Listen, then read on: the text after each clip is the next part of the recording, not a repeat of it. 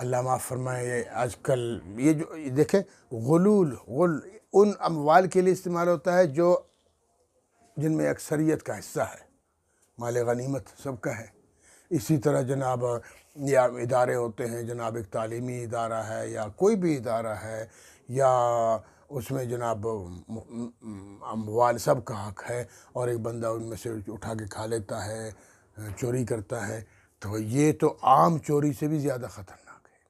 ایک چور اگر کسی بندے کا حق مارتا ہے تو اگر بعد میں اللہ پاک اس کو توفیق دے، اس سے جا کے معافی مانگے، اس کا مال اس کو واپس کرے، کر تو سکتا ہے، لیکن جو مشترکہ مال کو اٹھا لیتا ہے تو وہ کس کو واپس کرے گا؟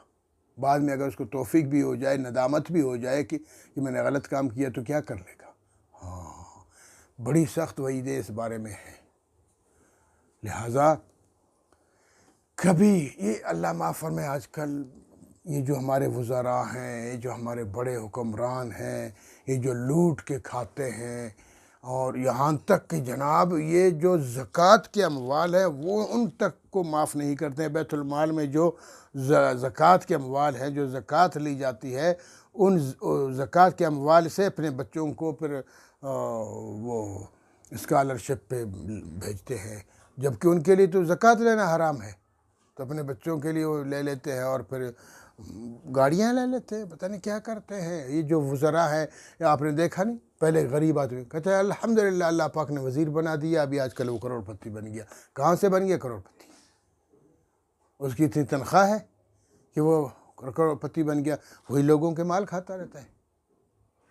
اللہ رب العالمین معاف فرمائے، بہت بڑا جرم ہے، بہت عظیم گناہ ہے ایسا۔ یہ تو اس کے بارے میں یعنی کتنی خرابیاں ہیں، بہت ساری خرابی۔ دیکھیں، ایک سب سے پہلے میں نے جو بتایا کہ سب سے پہلے نمبر پر محشر کے دن رسوائی ہے، سب کے سامنے رسوا ہو جائے گا، اور دوسرے نمبر پر خود رسول اعظم صلی اللہ علیہ وسلم نے فرمایا کہ میں ایسے بندے کی شفاعت کے لیے جب میرے پاس آئے گا تو میں صاف انکار کر دوں گا، اس کی شفاعت نہیں کروں گا، جائے جہنم میں۔ اللہ معاف فرمائے۔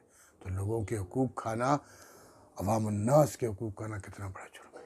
اور تیسرے نمبر پر عذاب قبر کا بھی پہلا مرحلہ یہی ہے، پہلا ہدف یہی ہے کہ حرام خور ہے، لوگوں کا حق کھاتا رہا ہے، تو سب سے پہلے اس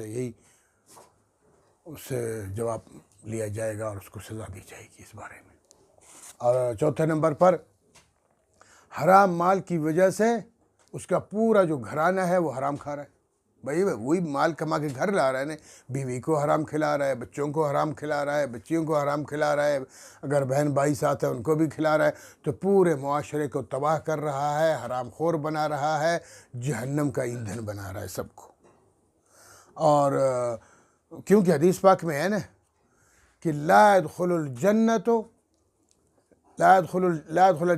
جسد غذی بالحرام، کہ ایسا جسم جنت میں جا ہی نہیں سکتا ہے کہ جو پلا بڑا ہے حرام میں۔